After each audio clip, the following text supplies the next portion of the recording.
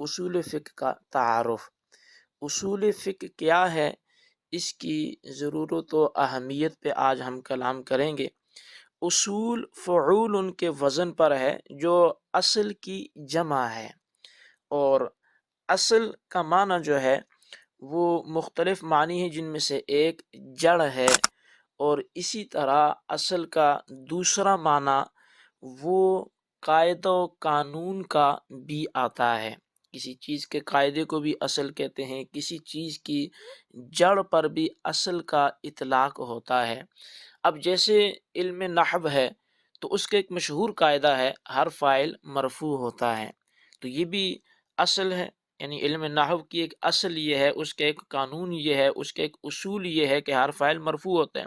اسی طرح ہر ادارے کے کچھ اصول ہوتے ہیں، قوانین ہوتے ہیں، تو جن قوانین اور اصولوں کی رعایت کرتے ہوئے اس ادارے کو چلایا جاتا ہے، تو اسی طرح مختلف کمپنیز وغیرہ کے بھی اصول ہوتے ہیں۔